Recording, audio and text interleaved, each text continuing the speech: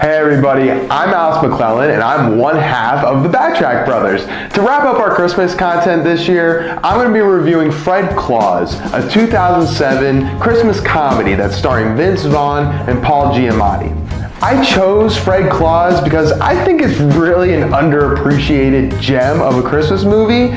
You know, it's not an old classic, it's more modern, but it seems like it just never really got picked up the way that I picked it up, at least.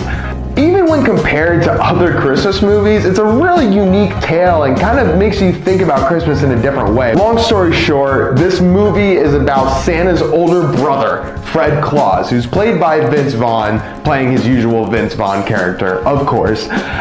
So Fred Claus is forced to grow up with this, Saint Nick. He is forced to grow up in his shadow, and as you can imagine, it kind of makes him a little resentful and bitter and incapable of love, and is pretty much the exact opposite of Santa Claus.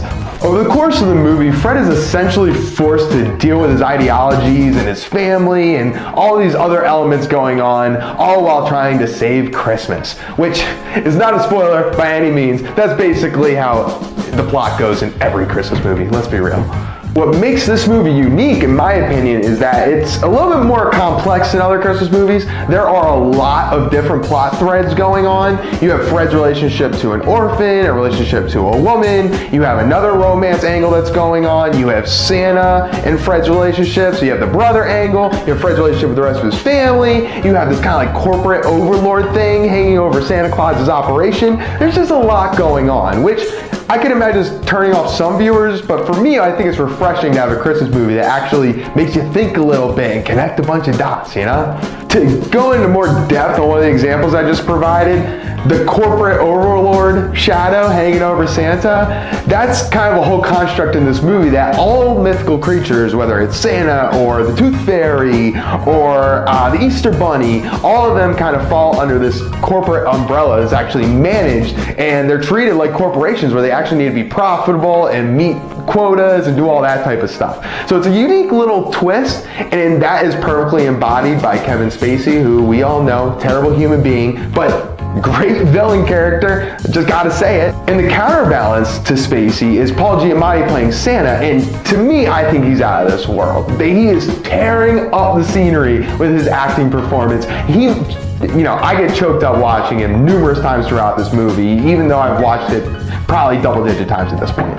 Those acting performances between Giamatti and Spacey, it feels more like an episode of Billions, if you've ever seen that, or some type of really high-level HBO drama. It does not feel at place in this film. That's just one example of the type of interesting, plot lines that go throughout this movie and the different dynamics that go between the characters involved. I think he probably could have removed a few of those plot lines, maybe making it a little bit more streamlined would have made it more digestible for viewers. It might be part of the reason people aren't as into this movie. And along with all those varying plot lines, you also have a wide array of tone shifts throughout this movie. There's a lot of times where you're going from a very dark, serious scene to a very light scene, and it's hard for audiences, I think, sometimes to transition between those, especially as frequently as they expect you to while watching this movie. It is truly an emotional roller coaster. I think that taste is going to feel different for each viewer. Someone like me might enjoy it more than someone who's looking for a more simple, even keel, relaxing Christmas flick. I keep thinking whenever I watch this film that I really wish they would have leaned harder in the darker aspects of it, both comedically and not comedically, and get a PG-13, get an R rating, make it more of an adult movie and conflict all the adult issues that are present in the plot, and maybe leave some of the kiddie stuff out. And that would allow you to make him a raging alcoholic and cursing at people and doing all this crazy stuff that I think would make his character more believable and realistic than what we see in this PG movie. And listen, I get it, $100 million budget, you gotta make that money back somehow. So you wanna make it go to the biggest audience possible. But sometimes I truly believe that detracts from the true meaning of what a movie's trying to be. Speaking of the $100 million budget, it really appears and makes an impact in some ways, like seeing all the practical effects of the North Pole, and obviously they took a good bunch of that budget and put it into the actors because it's a hell of a cast, but there's some really, really rough spots. the flight in terms of being on the sleigh, and Willie the elf, including and Ludacris the DJ elf. Oh my lord, they look terrible. It looks like a bad Vine video is what it looks like. So, you know, definitely left something to be desired visually, even by 2007 standards. I don't know how they got away with it. That all being said, I do not watch this movie for the visual effects, and I can overlook the little kitty aspects because I truly do love the messaging, the acting performances, and the feel of this movie. This movie hits me in the feels every time. So it's one of those things. I love Vince Vaughn. I think he's hilarious. He will always be hilarious to me. I've just grown up with him being a great comedy actor, and I've just grown to adore his style. So if you love Vince Vaughn, you're gonna love that angle of it. And then the great acting performances, like I stated earlier, Giamatti, Spacey, other characters which you'll come to know and love. You know, I really enjoyed it. Through all those flaws, I'd really highly suggest it to anyone that's looking for a non-traditional Christmas movie. For a rating, I'm gonna give Fred Claus a 7 out of 10.